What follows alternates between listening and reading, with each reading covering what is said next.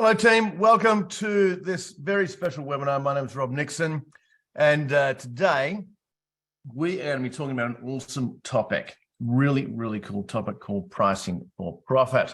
So here's what we're going to be doing, team. I'm coming to you from Brisbane, Australia. It is precisely 7 a.m. in the morning here. It's 2 o'clock, I believe, in Los Angeles, and about 5 o'clock in New York. So just so we can get a little check on whether you can hear me or not, open up the chat. We're going to be using the chat a lot today. And just pop in there, hi from, wherever you're from. Hi from, where are you from? And I'll get this thing started here so I can see you. Oh, cool. Lubbock, Texas. Awesome. Utah. Loving that. All right. Been to Utah a few times. Sydney. Which Sydney? Sydney, Nova Scotia, or Sydney, Australia? Seattle. Tim Wilshire, Queenstown. There you go. One of my favorite places in the world. Sydney, Australia. Thank you. Rainy Gold Coast. Yeah, I'm hearing you, Craig. I'm rainy Brisbane as well. All right, team. Tampa Bay, Florida. We've got a mixed bag today. Bendigo, Stephen. We've got some Australians here. We've got some New Zealanders. We've got some Americans, the Canadians, Calgary. We are from all over today. We will make it Barossa Valley as well. Tanunda. I was down there last year. All right, team, that's what we're going to be doing. First of all, good to see you. Good that you're all here. We are going to be doing this webinar using the chat and video and voice, no cameras. And I will be taking you through a whole range of really cool things all about pricing. So let's get into it. Let's get started. First of all, we have an unhidden agenda. We are a coaching business, and we want to help 8 firms right now. We've got capacity for 8 firms right now. And if you are more than $1 million in revenue, you're 1 to 5 aligned partners, you're ambitious, and you're coachable, then let's meet to see if we can help. Wendy's online, our implementation coach. She's going to pop a meeting details into the chat, or you can just scan this QR code. So that's our unhidden agenda. But to earn your trust, I'm going to teach a bunch of things today. This webinar will last for anywhere from, thank you, Wendy, anywhere from 60 to 90 minutes, depending on how many questions you have about this topic of pricing. Let me show you where this fits in the grand scheme of things with your accounting business. We've developed what we call AOS. We call it AOS because it is the accountant's operating system. What is it? And I'll show you where pricing fits into the whole model, and then I'll go into the pricing topic just so you can get your head around what's going on here. So first of all, it's a best practice model. This year, the month of May, so we're just into July now. In the month of May, I tipped over 29 years. I'm in my 30th year working exclusively with accounting firms so far in 18 countries. We've worked out a thing or two. What is best practice? What's the best way to run your accounting firm? It's an end-to-end solution. An end-to-end solution, it's all about helping you reduce personal time. It's all about increasing profitability and building a more sustainable business. Here is the model, the AOS model. And you'll see where pricing fits into this, because there's a lot to do in your accounting business to make it awesome, like really make it sing, make it fire, where you're not doing the work. We've got operations, workflow, cash flow, technology, reporting, systems. We've got time, how we use our time, effectiveness, how we delegate, what partners should be doing and shouldn't be doing. What we have called the 30-60-10 model, hiring VAs and PAs, how you spend your time. Of course, we've got the clients. Who's our target market? How do we communicate with our current clients? How do we classify clients? How do we build relationships with our clients? And of course, client loyalty as well. There's a lot of moving pieces to this awesome accounting business that you've got. Team, the right people, the right people, the right structure, team performance, team culture, team behavior, all about the team. Products. So what are you actually selling? What product types have you got? Are they documented? Are the products packaged? Is it a scalable product? Is there a menu of services available for said products? Growth. Here we go, pricing, right? This is one of 40 different topics here. Pricing we're dealing with today for about 60 to 90 minutes, as I mentioned. Client growth, marketing, sales, mergers and acquisitions. So pricing plays a part, but not the only part. There's a lot of moving pieces. By the way, because we can't help everybody, we give a lot of content away for free. This is part of that today. You're going to learn a lot of new things today. Leadership. So what does your operational plan look like? Alignment at the leadership level. How do you get alignment and keep alignment? Vision, strategy, and what we call lasercution, which is execution with laser focus. And momentum, building momentum in the firm, team engagement, meeting rhythms, how frequent and what other meetings, how do we solve issues, how do we innovate, and how do we develop themes as well around what we're doing. So that is the AOS model. Pricing forms a part of it. This is a journey. It's a journey that you're on whether you like it or not, right? And you may never have thought about this journey for your accounting firm before. Here is the journey. And depending on your implementation speed and effectiveness, the time, profit, and scalability will change, right? So the journey starts off as practice owner. The practice owner, the practitioner practicing their craft, the practitioner. Who is the practice owner? Maybe that's you, typically grinding out and working too much in it, grinding it out, working too much in the business. And it's okay money, but you don't have a lot of free time to actually do the things you really enjoy. That's level one. Many of you will be in that level right now. Business owner. Business owner is defined as the owner of an accounting business that spends more time working on it than in it. So the business owner is spending more time on it than in it. This will equal more money and more time if you do it right. But there's a third level. The third level, you may not want to get to this. Many firms do that we work with. You may not want to. You may be happy with being a business owner and spending more time working on the business than in the business versus a practice owner. But you may want to get to level three. And level three is investor model, investor level. This is where you're an owner, but not an operator. You own the accounting business. You're not an operator in the accounting business, so you've replaced all your roles, and that is totally doable. Seen it, done it many times. We help our firms do that. And with this, you've got an asset. You've got an asset that produces. An asset that produces a certain amount of income per year, growing or whatever. You may sit on the board, you're under management. And here, if you've got an asset that does that, why would you sell it? Why would you bring in other partners? What you're doing here is you're developing generational wealth. Generational wealth. Generational wealth that you can pass on if you choose to. And it's going through these three levels and you deciding which level you want to get to. Just pop in the chat, which level do you want to get to with what you know so far? What level do you want to get to? While I have a sip of my coffee. Darren Segrist, investor. I think you should, Darren. Investor. Interesting. Interesting. Everyone wants to be investor. Business owner, that's cool, Jacob. Investor. Marcy, you missed the V, but that's all right. By the way, Marcy, I shouldn't crow about spelling mistakes. I left school when I was 16. English was not my strong point. I'm better at maths, and I'm not an accountant. All right. Yeah, interesting, Craig. As I get closer to retirement, I'm looking more at the investor model. Yeah, interesting. Interesting. Practice owner. You fit wherever you want to fit, team. You go wherever you want to go. But wherever it is where you want to go, hopefully it's not where you are now. You love what you do? Absolutely, sure. So Pete, why not? If you love what you do, then do it. But I just made a statement before, wherever you want to go, hopefully that's not where you are today, which means you want to learn, seek, do different things, innovate, change. Let's talk about business, the business model of the practice owner. Very specific. The old business model, which has been developed for over 100 years, the old business model of the accounting practice. You want to drive revenue. How did you do that? Well, we had people power, lots of accountants, multiplied by productive time, so hours, multiplied by an average charge rate per person or per hour. Less write-downs equals revenue. Less labor costs equals gross profit, and less overheads equals profit. This is the old practice owner model, grinding out the hours, having a charge rate per person per hour.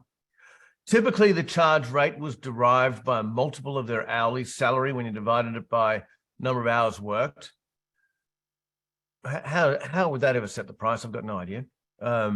People, needing more people, and then discounting before billing as well. Typically a time-based billing in arrears business model.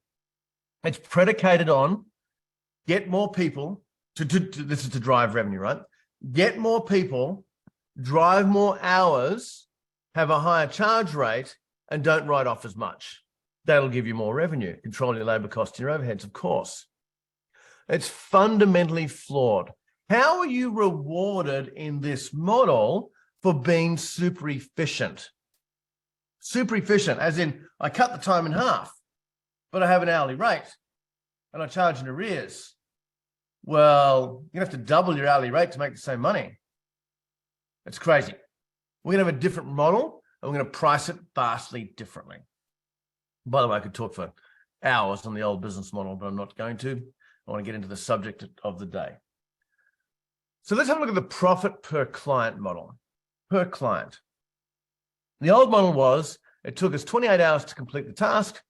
We had an average hourly rate of $175 applied per hour.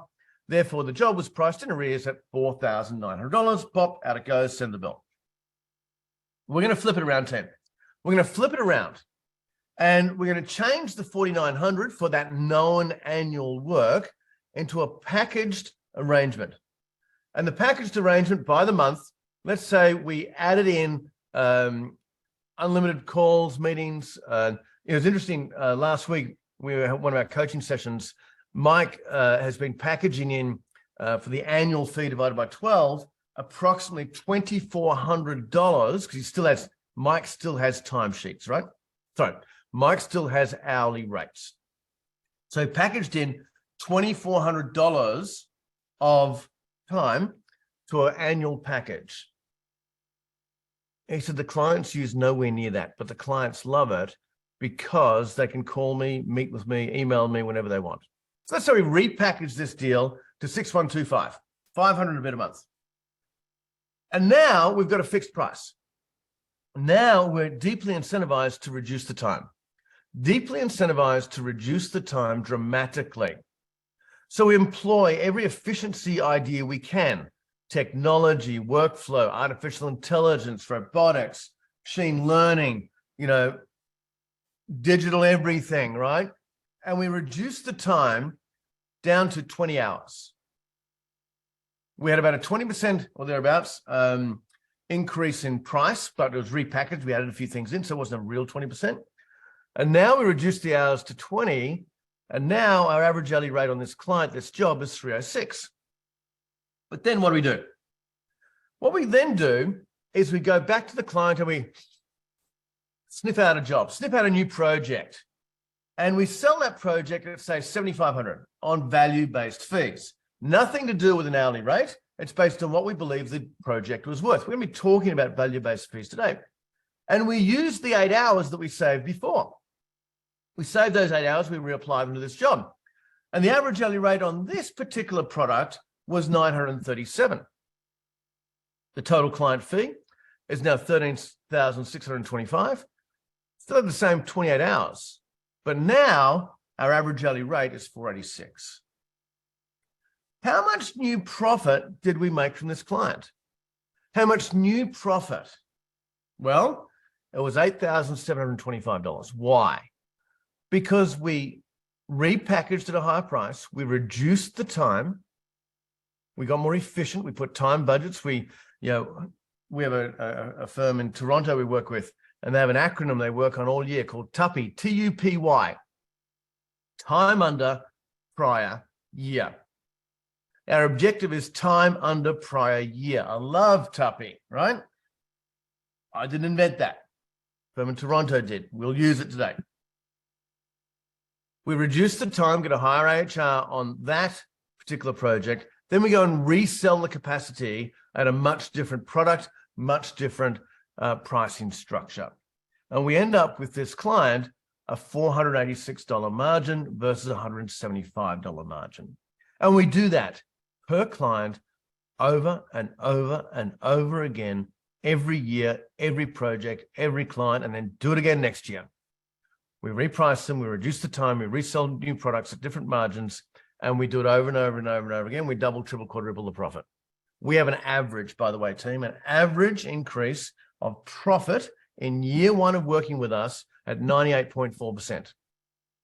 98.4% average increase in profitability, and this is how we do it. Now, there's more detail in behind that, of course, and we're going to dig into the detail on how we drive the average hourly rate number, the magic number. The magic number for your accounting firm is going to be average hourly rate. It's a simple equation. Revenue billed divided by client hours. We just published the Accountants Benchmark Report for the second year in a row in the United States and downloadable everywhere. And we tracked average hourly rate. We tracked it out of all the participants in the benchmark report. We found the lower quartile was $127. You need to know your number, and I'll talk about this number, where you find it and how you measure it as well. 127. The median result was 155. The upper quartile was 214, but the best result was 444.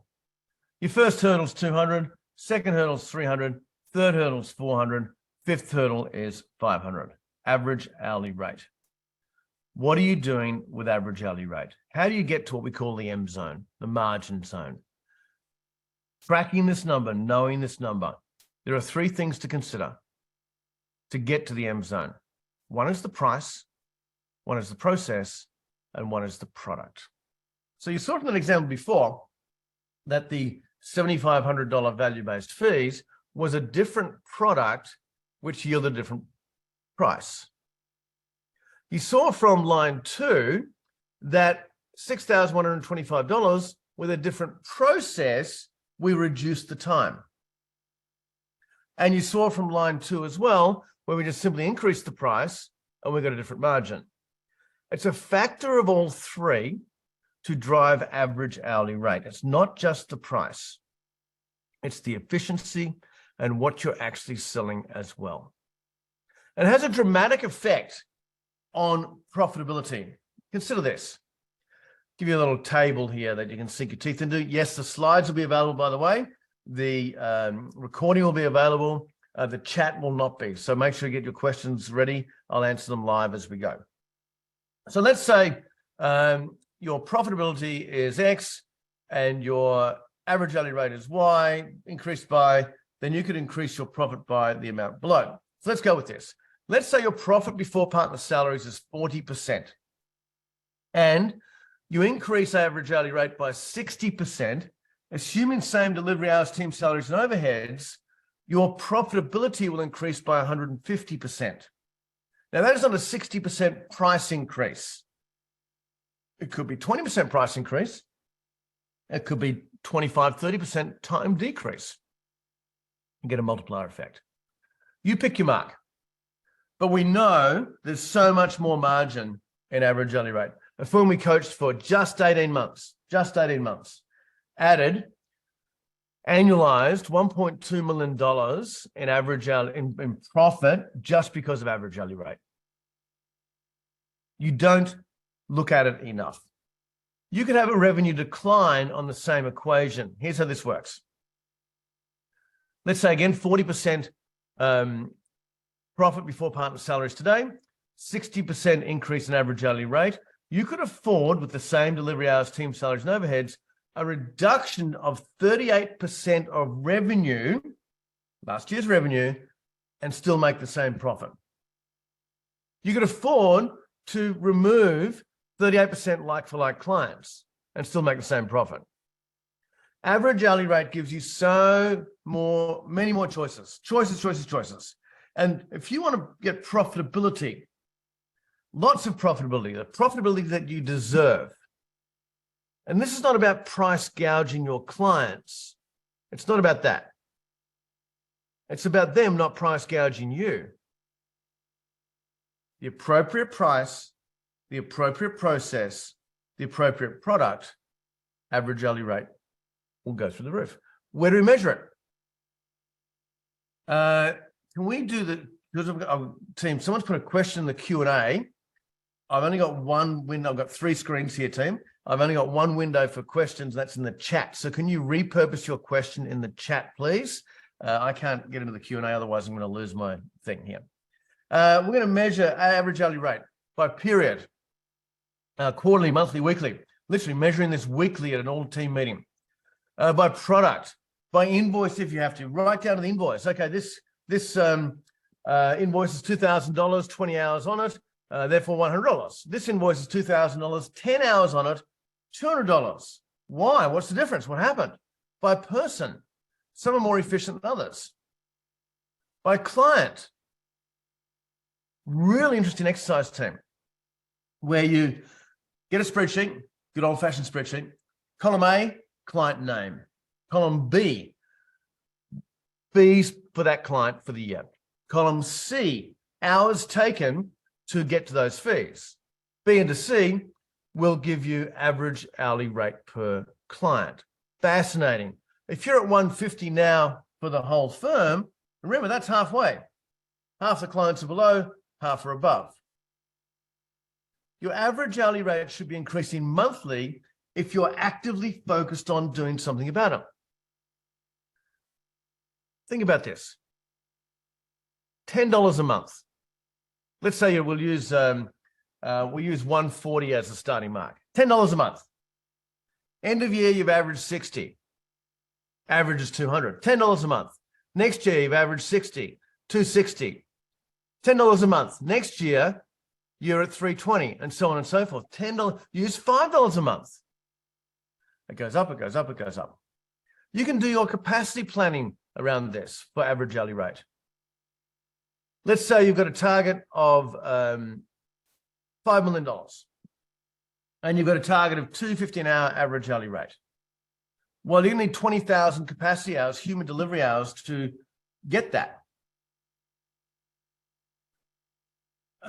What is the average hourly rate for a bookkeeping business should be, Mohammed? I'll talk about bookkeeping. I had a client in Fort Lauderdale, Florida, Peter Fuller.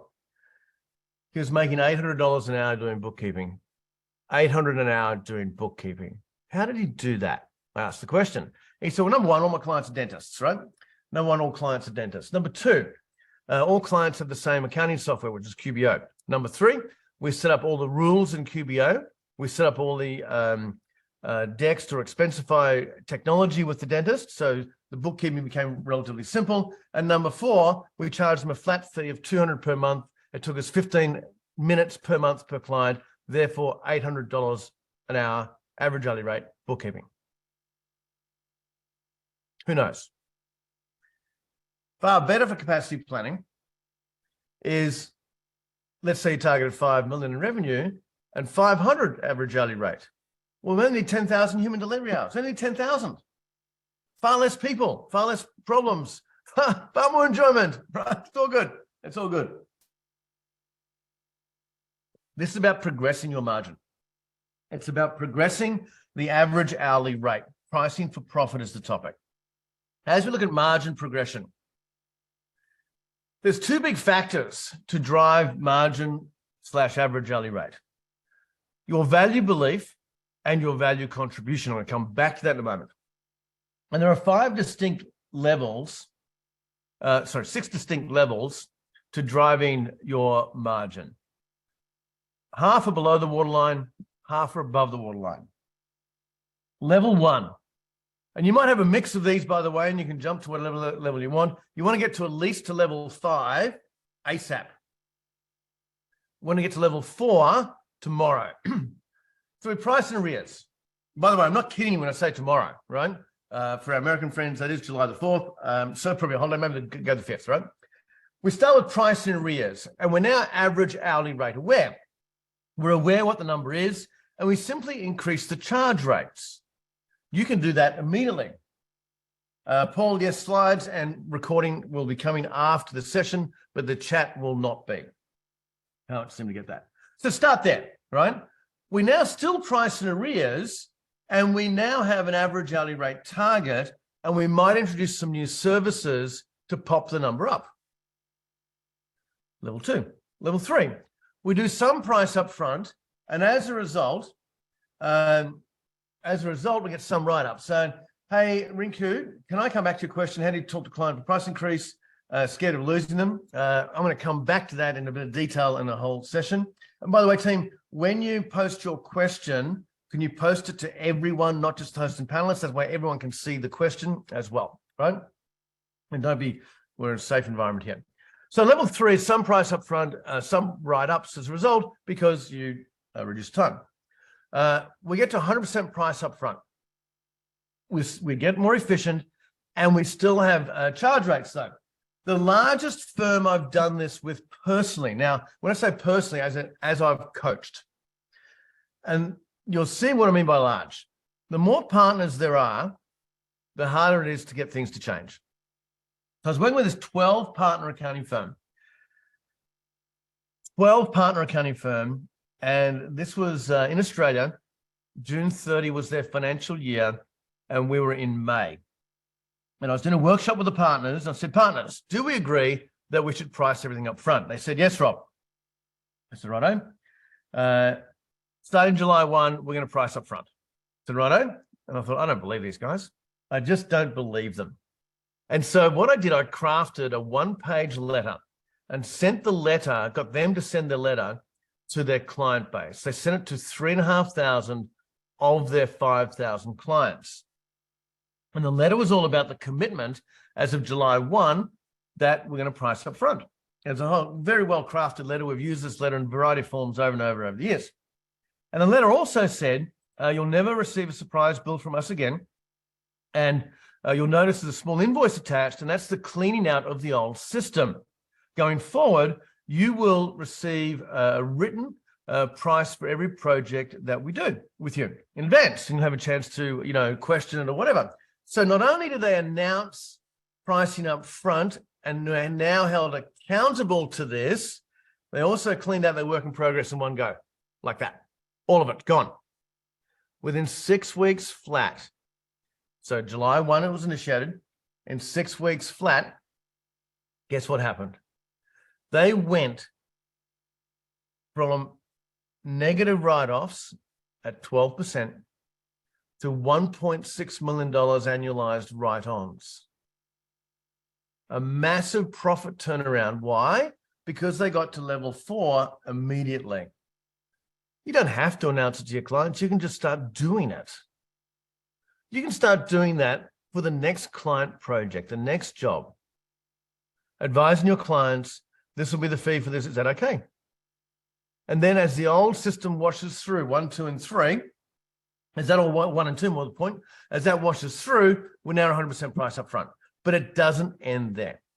So at level 4, you've still got charge rates, you've still got timesheets, but you've priced up front. Awesome. Level 5. So get to level 4 immediately. Level 5 will take a little bit longer. This is amazing. Thank you, Adrian. That's lovely, right? We've got more. There's more coming, right? So level 5. This is where it gets super cool. That's 6 levels. Now we get into the habit and we learn value pricing. I'm going to teach you a crash course today in how to value price. Then we get rid of the hourly rates and go to $1 an hour. We keep the timesheets. Sorry, folks, we keep the timesheets, but we keep it at $1 per hour. So we can measure. So we can measure efficiency. We can measure time under budget, time under prior year. And Atul, good to hear from you. I'll come back to your question in a moment. Thank you. We keep hourly rates so we can measure average hourly rates. Sorry, we keep timesheets. Wash my mouth out, Nixon. We keep timesheets so we can measure average hourly rate. We can measure efficiency. We can measure time under budget. We can measure time under prior year. We can see how productive our team are. But we get rid of the charge rates, dollar or 1 cent, 1 unit, €1, whatever you do per hour. We value price. We determine the value of the project before we start, not just price up front based on prior year. And then we have a time budget, what our Toronto friend said, time under prior year. An hour's budget on so we look at the job. Last year was 20 hours. Let's make it 18. We just shaved off 10%. Awesome. But we don't stop there. I'm going to answer all the questions in one go when I get past level 6. We don't stop there. Then we take the vast majority of our clients to monthly recurring revenue. We have a combination of monthly recurring revenue and value pricing, still having $1 an hour, still having time budgets. We have a combination in our accounting business of 5 and 6, a combo of 5 and 6. So let's talk about 6. And Atul, this is going to answer your question. So Atul's asked, what do you define as a new project versus what's included in the year-end work? So monthly recurring revenue and the monthly package. The monthly package is for the known work and the known entities. So for example, the Nixon Group, I think we've got 11 entities, trusts and what we call Australia Self-Managed Super Fund, 401k. We've got personal income tax returns, companies, yada, yada, right? But it's known, the known entities, the known work. It includes 4 things, right? Known entities, known work, uncapped and unmetered, as in not going to send your bill, phone calls, emails, and meetings, and tax planning. That's the standard package for a business client on level 6. Now, if you do an annual budget and forecast with them, if you do quarterly catch-ups with them on a regular basis, that's known work. So that goes in there as well, right? So it's the known regular work. So to answer your question, Atul, a project that is out of scope, that's where we go back to level 5 and value price that. A project that's out of scope. So that project could be, I don't know, they want to buy a company. They want to divest of a company. They want some advice around international tax. They're separate projects. So I hope that answers that one. Marcy, do you have software that helps determine upfront pricing? I do not. I'm going to teach you an art and science model. You don't need software. You might need some software, Marcy, for the production of the, what we call an implementation plan. You may call a proposal, like Proposify, Ignition. There's a bunch of these around that'll produce the actual documentation, but the pricing piece, you don't need software. Okay, Mike, for those who are accepted with this model, I do like the model, but, there's always a but, where do you find the clients who will pay the fees? I might get one client every 4 or 5 months at these rates and then run, tail and run. I'm ugly. Got it. Okay, Mike. I'm going to come back to that one in a couple of slides with not so much finding clients, but about paying the fees, right? Because it'll change your thought process on that one. And then how do you talk to a client about price increase from Rinku? Scared of losing. Okay, let me tell you, Rinku, about a firm that his name's Mike. He's a Mike as well. And he was at level 4, right? He was at level 4. Everything was priced up front. However, didn't have any charge, and it didn't have any timesheets. Sorry, Steve Pisani. This is all these situations. So Steve was in a very small town in rural South Australia, and he was pricing up front, but no timesheets. I said, what's your revenue? He said, $800,000. I said, how many people do you have? He said, 8. I said, how many clients do you have? He said, 400. I said, you are undercharging. How do you know? I just know. Right. Okay. What am I going to do? Well, you have to go back to, this will answer your question here, Rinku. You have to go back to all your clients and reprice them differently. I said, what should the price be? I said, well, you've got to work that out because there's no right or wrong price here. But here is the conversation he had. Small rural town. Mr. and Mrs. Client, you've been a client of our firm for X years. We've just done a full analysis of the work we've done with you for the last 7 years. And we've realized we've been undercharging you for that whole period of time. Now, that's our problem. That's our fault. We're going to take it on the chin. I'm not going to send you an invoice to catch up. But going forward, your price needs to be at X. Otherwise, I'm sorry, we can't do your work anymore. the average increase was 50%. He goes from 800 grand to 1.2 million with repricing in that conversation. I said, Steve, how many clients did you lose? He said, I lost 5. I lost 5. And the way you articulate it to your client about a price increase is critical. I switched accountants 3 or 4 years ago now. Year 1, the new accountant priced the monthly package at, I think it was $750 or $800 a month. Year 2, they came back to me and said, Rob, we got it wrong. We got it wrong. We're not going to send you a catch-up bill. There was more in that than we thought. And now the new price for the same package is $1,530, basically double. I said, no worries. But they came cap in hand and said, we're not going to send you, we're not going to do a catch-up. We got it wrong. Okay, that's it for questions for now. We'll keep on going. Are you liking this? Give me like a yes or some sort of noise if you're liking this. Well, Mike, are you liking this? Give me some love. Yes, great. Thanks, Charles. Thank you. Yes, good. Awesome. Yes, liking it, loving it. Okay, Mike, got a question from you.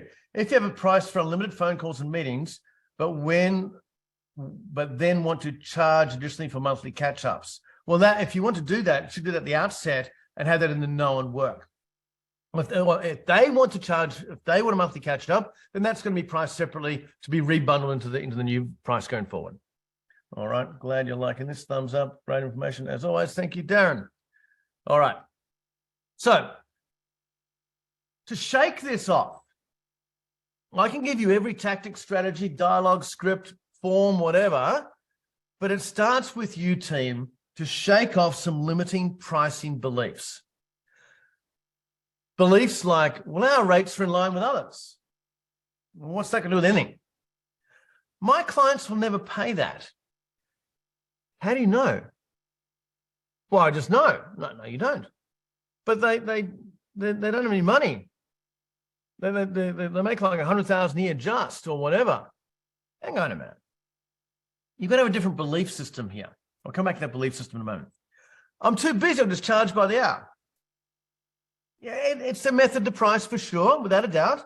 But it's a very traditional. It's not a good model at all. Right? And not a good model. What if they say no? Awesome. You got plenty of work to do. Go with the ones that say yes. I'm afraid what the client will think of me.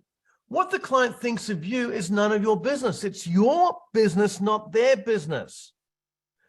Sounds like I contradict myself. What the client thinks of you is none of your business. That's their business. In this context, it's your business. Run it your way. It'll probably take X, so we'll charge Y. Yeah, lazy way to do it.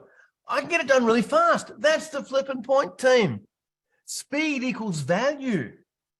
You should be charging more for speed. There's too much time on the clock, we better write some off. How do we know that? You don't know that. Again, that's just a belief you've got. We need to go from shaking these beliefs to having a different mindset into a different shift. Shift happens, team. Shift happens. So some different mindset shifts. The counter to my clients will never pay that is there's always money available. What does that mean? Well, you got a client in front of you. Great, yeah, thank you. You got a client in front of you that does $1 million in revenue, 20,000 a week, thereabouts. Zero profitability or marginal profitability. On the surface, and you're charging them $4,000, right? Line 1 in the P&L, accountant's fees, right? Call it professional fees, put it down to P. You see they're making no money, you're just getting your $4,000. However, this client does 20,000 a week in sales. They're making a judgment decision for 20,000 a week to where the money goes. They're paying the lease, they're paying the wages, they're paying the tax, they're paying the suppliers, they're paying everyone. They're making a judgment decision at 20,000 a week. So there's money available. The allocation of money is dependent on the value they see where the money will go. Here's a really good case in point. You've probably all done this. You go to sell your property, your house, your main home. And before the photographer comes in, before it's listed, what do you do with it? You've been living in this thing for 10 years. What do you do with it? Well, you fix it up. You paint the fence. You weed the garden. You fix the bathroom. You fix the kitchen. You've been living in this crap hole for 10 years, and all of a sudden, 50 grand appears to fix it. Why? Because you believe that $50,000 will return you 100, 150 on the sale price. There's always money available. You just have to prove your value to the client to get them to pay the appropriate fee. Mindset shift. My X years of experience means I do not need an hourly rate. How do I value 25, 30 years? Now, for me, 30 years this year working in the one space, lots and lots of knowledge, thousands of offices visited, over 200,000 accountants trained, 4 books written. You know, I know a lot about the accounting profession. I don't have an hourly rate. I do track time to see what I call profit time index to see how that's working. Why would you put a cap, partners specifically? Partners rates are $400 now. Why would you put a cap on your intellectual property? Why would you put a cap on how smart you are? That's really stupid. There's a mindset shift. There's always a higher paying new client around the corner. You've got to believe, you have to have an abundance mentality, not a scarcity mentality. There is so much work to do. There's so many business clients, great quality, high net worth individuals out there to work for. You've got to believe there's massive value in what I do. Massive value. You can't value something by the hour that's taken you 30 years to learn. Mindset shift. The price should increase for speed. Speed equals value. As you delegate down, why should the price go down? Here's how you price. Here's how you get to the number one question I get is, so Grob, I got it, but how do I get to the price? Well, if they keep saying yes, the price is wrong. Let that sink in. If they keep saying yes without hesitation, the price is wrong. The price should keep going up until we get lots of no's. Sticker shock in the car business. Oh, that hurt. And my favorite pricing quote, from Jay Abraham. It is arrogant in the extreme to dictate what the market will pay. What does it actually mean? Well, you might have a bit of an idea. I think it's worth, by the way, we've got 3, I believe it's 3 or 4 live pricing examples in this workshop today. So you're going to see what other people would charge, right? It's going to be super valuable for you. Live price examples, that's going to be the tail end of the session. Super, super valuable. So what does Jay mean by that statement? It means that you've got a bit of an idea. You put out at 3 grand. You might have heard something today, then you go, you know what? I'm going to charge 3 grand for that. And then you test and measure, you listen. Okay, next time I'm going to charge 4, next 5, next 6, next 7, next 8. And you listen to the marketplace. If they keep saying yes, you keep bumping up. Let the marketplace tell you what it's worth. Rinku, how to get new high fees paying clients. This is not a marketing and sales workshop, Rinku. That would be safe for another one. If you're over $1 million in revenue, Rinku, we can consider looking to help you coach that. We can teach you that. Tool. In your model, should all staff, including partners, track their time? If so, by hour, minute, or so every 15 minutes, etc. So, Tool, yes. So everyone should have an hourly rate, a timesheet, and you should be tracking approximately. By the way, I'm going to sort of contradict myself here a bit. After a while, when your average hourly rate is so obscene, you don't have to track it anymore. But right now, you need to track it. You're tracking essentially background timesheets on the computer, and you can track it by the minute, by the 6 minute, by the 10 minute, by the hour, whatever's appropriate, as long as you know, okay, that job took 12 hours, that took 12 and a half. We've got a benchmark for next year. Average hourly rate is a decision. It is your decision what you want it to be. If you want it to be 200, you'll get 200. If you want it to be 300, you'll get 300. If you want it to be 500, you get 500. It is a decision that you make. And then we have mechanisms, process as to how you get to that number. Remember, there's two levels to get to, 5 and 6. Level 5 is value pricing, dollar an hour, time budget. Level 6 is we then, with the known work, known entities, about 80% of your revenue, typically, monthly recurring revenue. Matt, great question. Thank you. So average hourly rate is cut 2 ways. We slice it on client time. So that's simply invoice value, weekly revenue, monthly revenue, annual revenue, client delivery time, all client time into that, right? That's client average hourly rate or average hourly rate client hours. The second one we slice it on is average hourly rate. So that's billed, yes, Matt. Average hourly rate, all hours worked. So let's say you've got at least 2 million and 10 people. Let's say you've got 10 people, including partners, admin, offshore, 10 full-time equivalents. They work 2,000 hours each. So back out holidays, etc. Therefore, you've got 20,000 worked hours, 2 million in revenue, $100 average hourly rate, all hours worked. Matt, does that answer your question? I hope it does. I think that's what you're asking. So level 5 is value pricing. How do you value price? Well, to value price, it is very much a process. So someone asked about the software for pricing. No, this is the art and science piece. There are 3 components to value pricing. One is value belief. Do you believe you're worth it?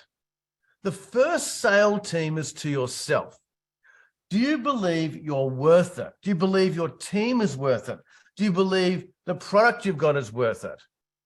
We're going to do some live price testing here, and you're going to see the wide range of prices.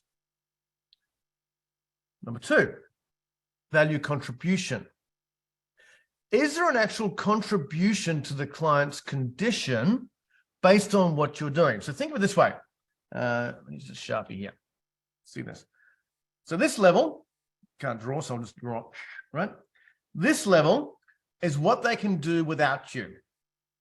On their own, without you, this is a level. But with you, they can do this level. Without you, with you. The gap in the middle is your contribution to their condition, their financial condition. We need to find that contribution, and then value perception is about articulating that contribution. Do you believe you're worth it? Are you contributing? And then how do you put it across to them so their perception is, wow, that's awesome. You get in the middle. I'm going to play a silent movie. It has words though. And this is the essence of value pricing. Read the words. It's only not very long, right? Here we go. Read the words.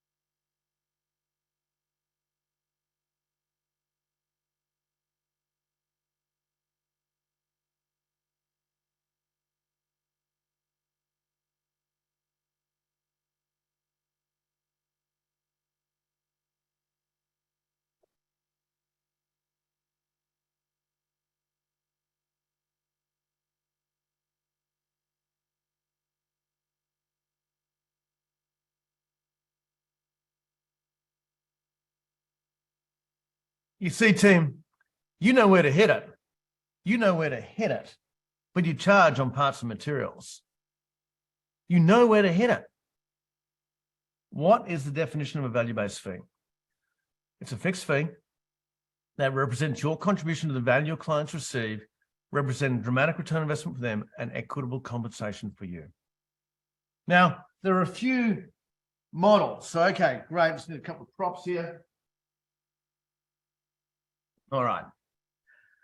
There are a few models to get to. I'm going to give you some art and science to get to the price. So the first one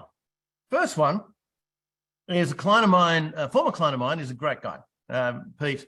And his target is I've spoken to Pete for about 2 years. His target used to be $500 average hourly rate. $500 average hourly rate. And I said, how do you get to that? He says, well, I pick up a job and go, that's worth $2,000, no more than 4 hours.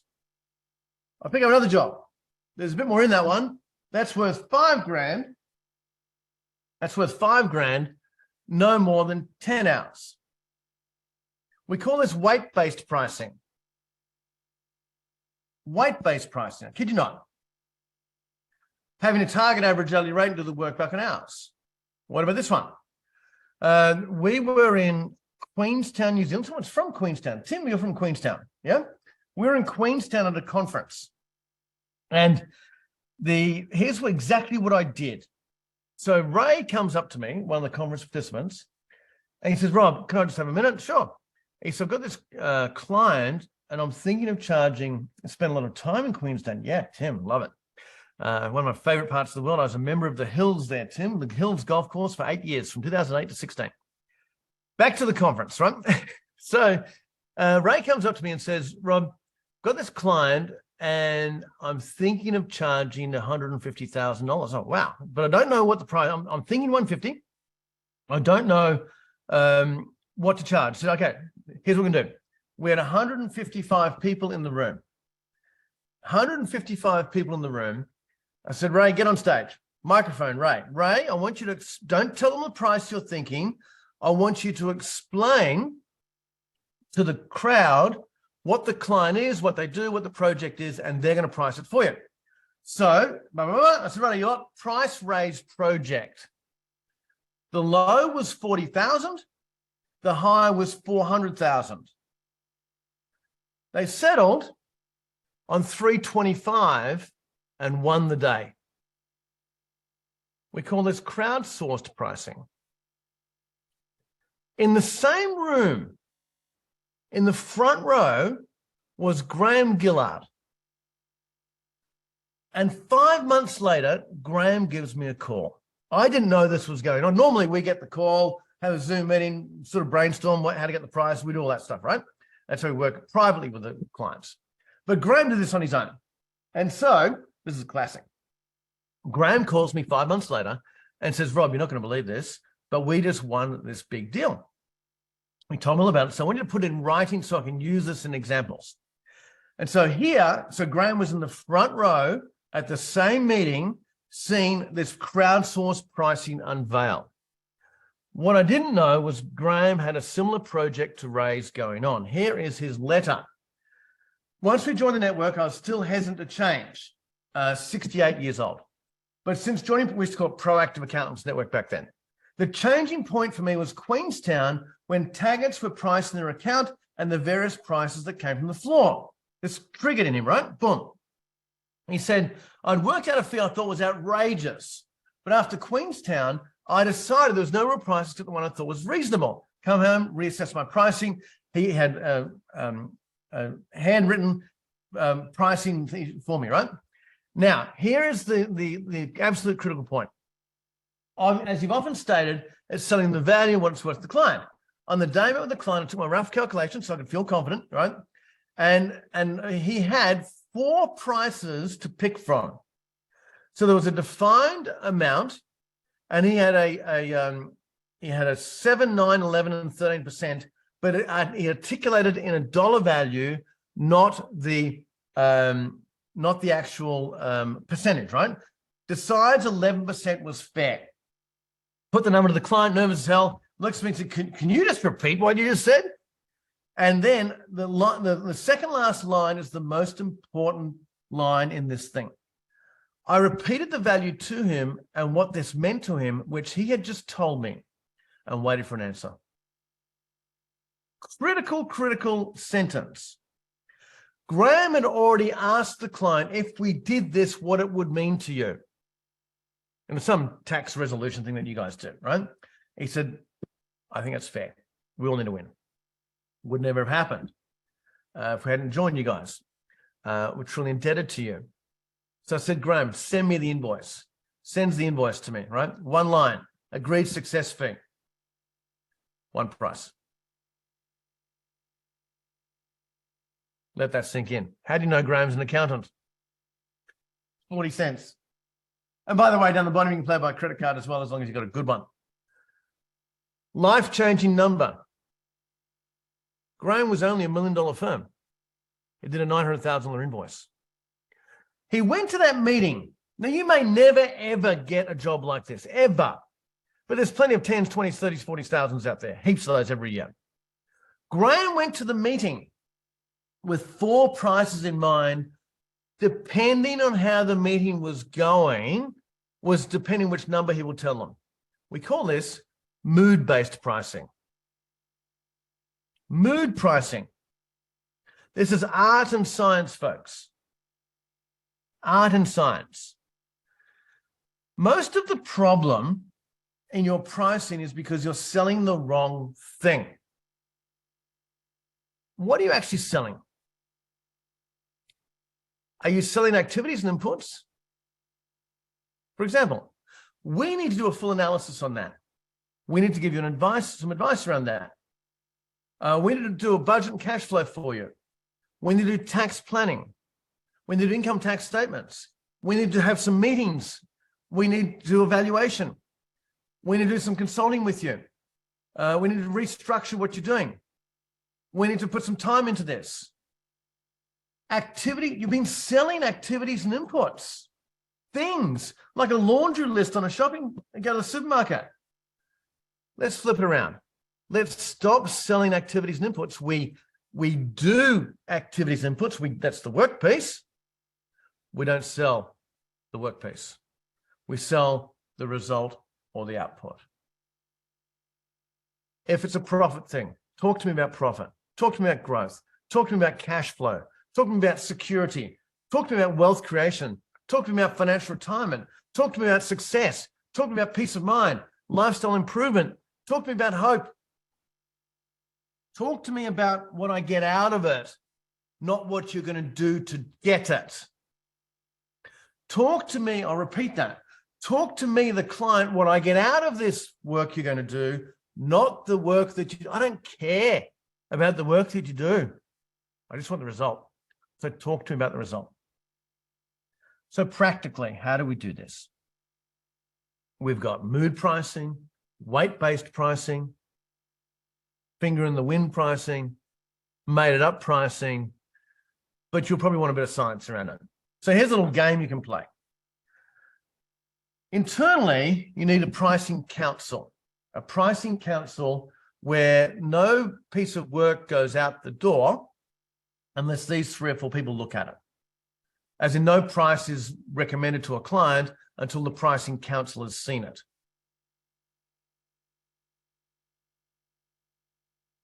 In your pricing council, you have to ask the question, where does this fall on the value meter? Is it a level 1 or level 6 or level 10? Where is the value to the client is the question in your pricing council. Case in point, here we have a blank sheet of paper, just a piece of paper. Where's the value in this piece of paper? Well, I could scrunch it up and have some entertainment value by throwing it in the waste paper basket, right? In the rubbish bin. Boom, boom. It's now got some entertainment value. But on this blank sheet of paper, if I learned about how to uncover the value of it, and I was told, since we've got someone from Utah here, to go up into the Rockies, up in the hills of northern Utah, and go to this secret location to get the purest of pure water, to pick these herbs and these spices and these berries, mash it all up and throw it on the blank sheet of paper, and out came a treasure map. And this treasure map, once it was explained to me, gave me more confidence in my business. Once I understood that the balance sheet and the profit and loss that you send to your clients, but now explained to your clients, because we're making the invisible visible, I could use that as a tool to make management decisions to increase my cash flow, to improve my lifestyle, to increase my profitability. I can use that tool for succession planning, peace of mind, ultimately creating wealth.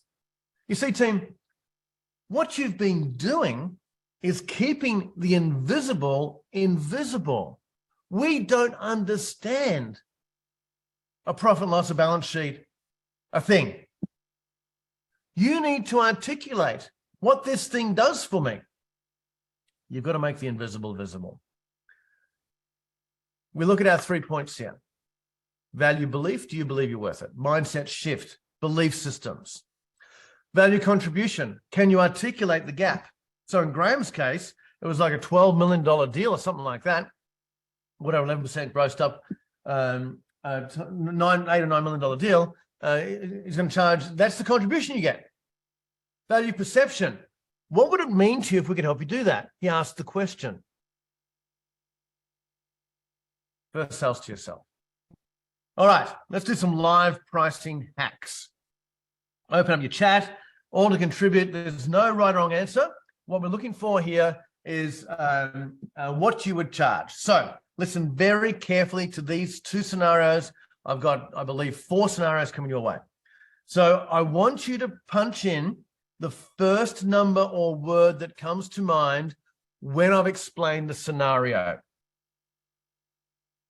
We're going to see what you would charge. And it doesn't matter. By the way, this is yesterday.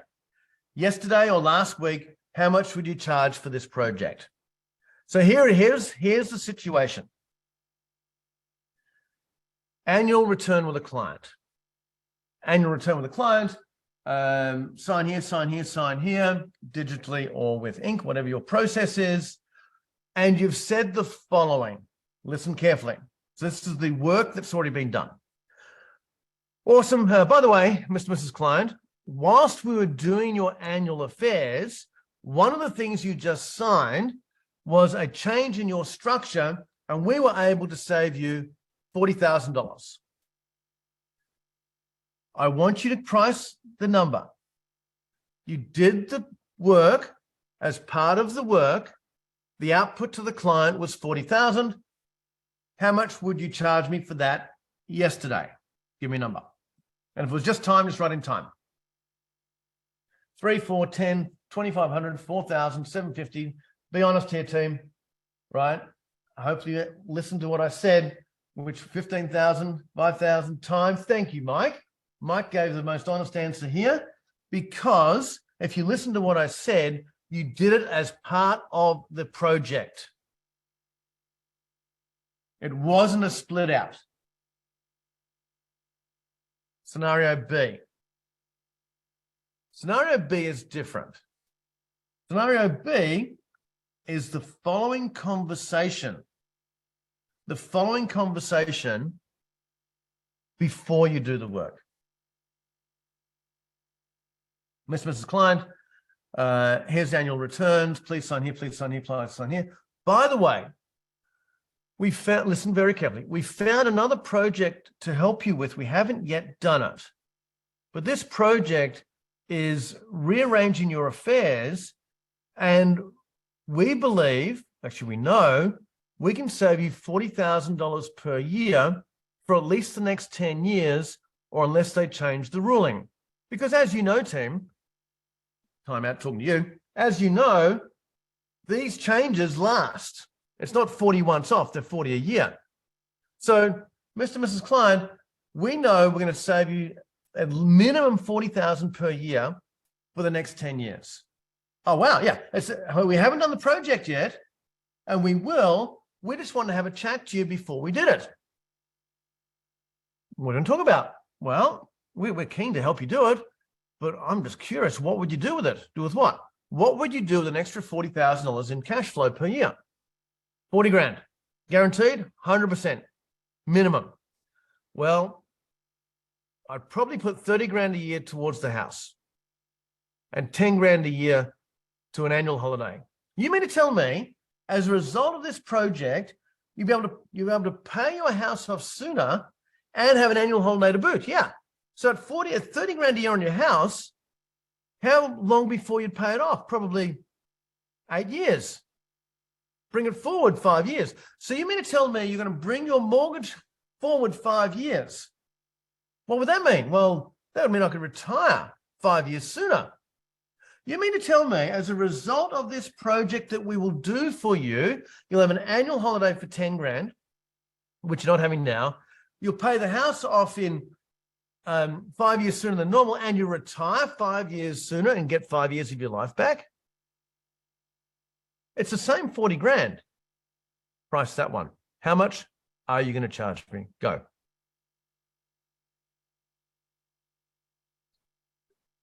10, 25, 10's the low, 25's the high, 25's the high, 10's the low, 10's the low, 20, 30 grand, 10 to 30, 12 per year, 10 up front, 2 annually, 24, keep going, 15,000. How much are you going to charge? 20 grand, 10 per year, 10 once off is the low, 15 per year is the high. Look at that. From 10 to annualized 150. From 10 as the low to annualized 150. Why? Why do we see such a range with the same education, the same value contribution, the same articulation to the client? Clearly, that is value belief. This is fun. Next one. Next one. How much are you going to charge me for this? Real life scenario. We're going to do two separate ones. Emotion, price, and spirit. Self-perception. Yeah, cool. Yeah, that's what I mean. A value belief, Adrian. It's value belief, 100%, right? It's what do you believe in you. So the first one was made up. The next two are real life scenarios. Accountant A. $3 million in tax saved in the future. Took 30 hours of partner time. They had hourly rates. They had an hourly rate of $450 per hour for partners, and 15 hours of senior time at $300 per hour. $3 million tax saved in the future. Question I have for you, how much would you charge me? Tax saved in the future. Give me a number. And it was just time, put time. Adrian, 300 grand. Let's have a look. 300 is the high. Come on, give me a number for that scenario right there. 23,000. Thank you, Matt. 100,000. So 23 grand to 300. 100,000, Darren. Cool. 25. So what's our low? What's our high? 250, Jim. Interesting. So 300 is our high. 23 is our low. 120 anymore? 150. There's no right or wrong price here, team. I'll tell you what he charged in a minute. 300 is our high still. 23 is our low. 300. 20%. What's that? 600. Got a new high. 600,000. New high at 600. You thought you were clever, Adrian. Someone's doubled you. 23 is our low. 600's our high. All right, we'll start with that. So 23 grand to 600 grand. Why did we have, what's that, a 25 times difference? Now, I know you're full of bravado and it's easy to price this, but I want to make a point. We've got a 25, first one, 15 times difference. Second one, 25 times difference. Case in point, the accounting firm charged $250,000, paid in full before starting. Scenario B. Price this one. The client got $1 million refund back from the government. A refund check, right? Or transfer. It took 2 hours of partner time at 500 and 18 hours of senior manager time at 400. How much would you charge me for that? Go. $1 million refund back by the good work that you did. Didn't have the $1 million before. Now I do. Okay, 150. No, still going. So give me a price. 20 grand. Thank you. 20, 150. 3.5. Thank you, Ron. So 3.5 so low, 150 is our high. 2 to 300, 300. Wow. 20 grand, 85 grand, 10 grand. What was our low before? 3.5. Thank you. 3.5 to 300,000, 60,000, 100,000. It's up to you. You're seeing this client tomorrow. All right. So 20, just scroll back up here. 3.5 to 300 is that 90 times? 10 times? 90 times difference. This is what Terry did. Terry did not price this in advance. He did not. He did the work, charged the client after the refund came back and the client complained.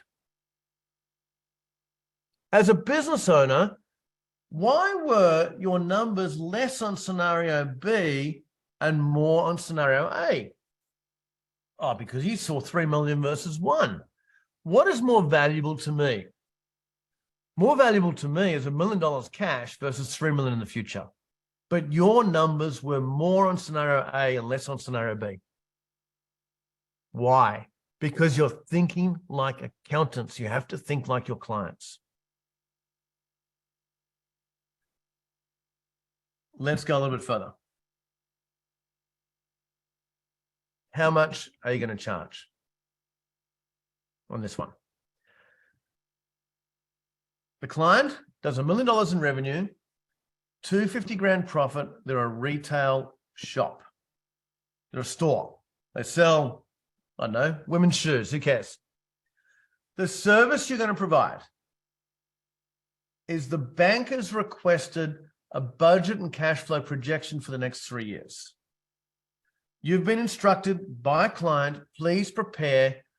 There's no more questions other than my question of how much. Please prepare a budget and cash flow projection for the next 3 years using software spreadsheets, whatever you do, give me a number. 5 grand, 2.5 grand, 3 grand, 3 grand, 2.5, 3, 5. Oh, Ron stepped up here. Awesome. 5, 3 to 10, 5, 10. Interesting. 20. Adrian, I knew Adrian come in high. Any more? 3 to 20. Okay, cool. Got it. 3 to 20, thereabouts. Often you stop there. Often you go, okay, cool. Let's do the scenarios. Let's get the data. Let's bash out a budget and cash flow forecast. We're not doing that yet. We're going to ask some more questions before we do the work. The first question we're going to ask is, so why does the bank want that? Well, the bank wants it so they're confident that I can support the existing 50K overdraft and the new 300K working capital loan. Why the loan? I want to reinvest the funds into inventory and marketing. Why marketing? I want to grow my business. Keep asking questions, keep peeling back the onion, folks, keep finding the answers. How much growth? I want to double revenue, triple profit, and another location. Why the growth? So I can sell it in 3 years' time. Why do you want to keep asking questions? Why do you want to sell it? So I can retire gracefully at the beach. By asking more questions, team, you now have a different assignment. You now understand the client objectives. And the objectives are, I want to grow the business by double to 2 mil. I want to grow the profit by triple to 750. I want to structure the business so it can be replicated. I want to sell it for the maximum amount possible in 3 years. And I, the client, want to maximize the sale proceeds forever. That is your 3-year project. The first project looked like a budget and cash flow forecast. Now, by asking questions, lots of questions, we have a different project. Assuming you can help your client do that, how much would you charge in total? Like 250 a year, 100,000 a year, 20,000 a year. Give me a number. 20 grand. How much? 75, so 25 a year, 20 grand, Darren. 24 grand. 25, 4 grand a month. Okay, Matt, so what's that? 450, 150 grand. Yep, love it. 4 grand a month. That sounds nothing, Matt, but it's 150 grand. Love it. What else have you got? How much would you charge? 100 grand. What? Why? Why the big range? The big range, the big project happened because you asked more questions. You just didn't go and do the work. You asked more meaningful questions that popped out different projects. Now, in all these pricing scenarios, and I think we've done 1, 2, 3, 4, 5 of them, there's a massive range. One of them was 90 times difference. I have no idea how to price a team. What I do know is you don't price enough. Here are some thoughts on value-based fees. The more marketing you do, the more leads you get, the more choice you have. Have an initial consultation, questionnaire, Zoom, face, never on the phone, right? Never on the phone, eyeball them. Make sure you insist on all the buyers, the economic buyers. There are 2 types of buyers, team. There are economic buyers and there are feasibility buyers. An economic buyer is a buyer that can say yes or no. A feasibility buyer can only say no. You want the check writers, right? Not that we have checks anymore, but the check writers or the credit card owner right in front of you. The questions, asking key questions, background, objectives, problems, consequences. Like that scenario with the retail store, it's all about the questions. Sell by numbers. You're in the numbers business. You're the number one in numbers. Sell by numbers. Price on value and implementation plan. Follow up, bam, fam, book a meeting from a meeting. Get a resolution. The resolution is either yes, no, or not now. It's only 1 of 3. Yes, no, not now. Push back hard if they object. Tell them why they need it. And don't be afraid to walk. You don't need the business. Now, with all this, I know being logical accountants, you want an equation. So I've provided an equation from my friend Alan Weiss. And with permission, Alan gave me this equation for you. And here it is. You take the tangible outcomes multiplied by the expected duration plus intangible outcomes multiplied by emotional impact plus any peripheral benefits multiplied by any variables positively affected. That equals the client's value. Give them a fixed price. What does that mean? Well, tangible outcomes. We're going to help you do this. Expected duration, every year for the next 4 years. Intangible outcomes. Now we have to ask you a question. So what would it mean to you if we could help you do that? Emotional impact, how would you feel?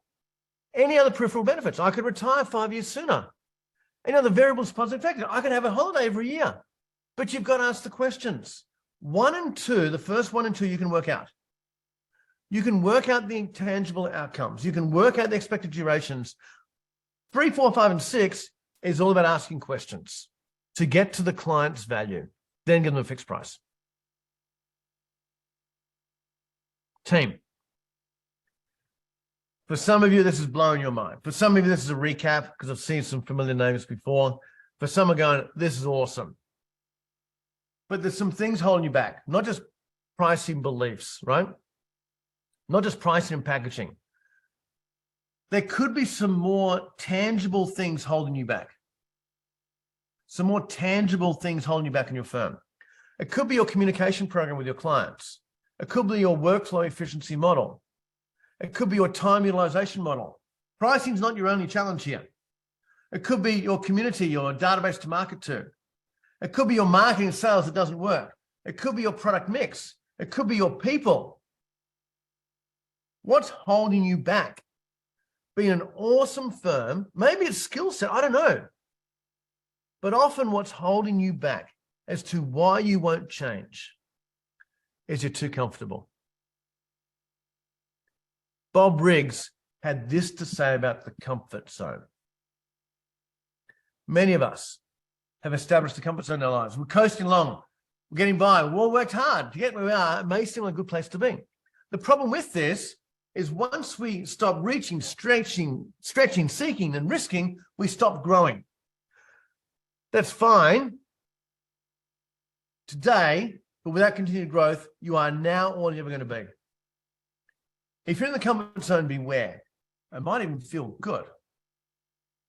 Team, for you to implement change in your accounting business, you need a healthy discontent for the present. A healthy discontent. If you're going to transform your accounting business into this awesome machine that is investor ready, is in business owner, you're spending more time working on it. We're going to transform your profitability, transform your cash flow. Clinton Fonseca, last week, we talked about wins, right? Clinton's a case study firm of ours, classic, right, from Savannah, Georgia. I said, what are you winning at, Clinton? He says, well, I just keep taking the money out and more appears. I keep taking it out and more appears. We've quadrupled his profit in the last 4 years. Cash. Transform your revenue. Transform your team. Transforming your clients, your lifestyle, your wealth. You know, far out, Kevin Bassett said, I've sorted the lifestyle piece out. You're going to make $2 million this year. Now I'm building generational wealth. Transform yourself. We do that with 3 factors: accountability, learning, and sharing. Today is about content. Content only, you get a bit of a boost, right? Bam. And then it wanes.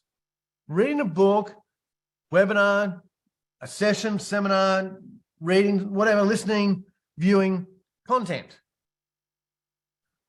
But with coaching, right, and how-to tools, you keep the pressure on and you keep driving the number. You have a choice from today. You can do nothing. You can do nothing.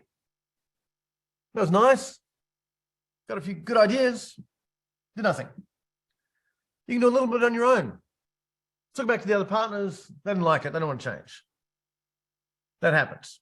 Or with our help, we can help you transform the way that you operate in a positive way. I said at the start, our hidden agenda is unhidden agenda. We've got capacity for 8 firms right now. When I say right now, I mean we can start over the next couple of weeks, right? We need to do an interview first to see if we're a match, right? We don't sell anything. We have a conversation, a solid conversation with you about where you're at, what you've implemented, and where we can help. We typically say no to a third say not now to us because they're not ready, and a third we bring on, right? So no, not now, so we say no to a third for a number of reasons, right?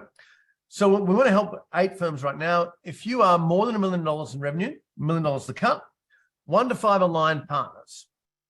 If you've got partners that won't change, this is hard work. Let's not waste our time. Let's not have a meeting. If you're ambitious and you're coachable, then let's meet to see if we can help. Let's meet. You can scan the QR code or put, if Wendy's still here, Wendy is, thank you, Wendy, great. Wendy's implementation coach, you'll meet with her and she'll have a good conversation with you as to whether we can help or not. Often we can, sometimes we can't, but we'll just have an honest conversation and just see if we can. So team, that's it. I think I've answered every question. I'm just now can go to the Q&A piece. Let me just double check if I did get my glasses on for that one. Now I can do that. Yes, you'll get a recording. Tony Olson, good to see you, man.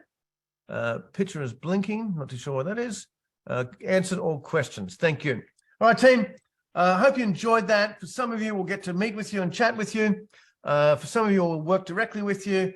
If not, I bid you farewell. For our American friends, have an awesome Independence Day tomorrow. Our Canadian friends, talk to you soon. We love Canada. New Zealand friends, Tim, I'll be in Queenstown in October or November, one of the two. November, actually. May see you down there. And team, All the best. Have fun. See you later. Good morning from here in Australia. Good afternoon in America. Bye-bye.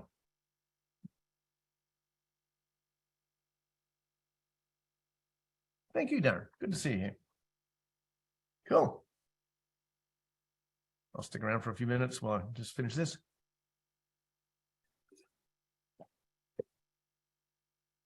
Maybe listen a few minutes.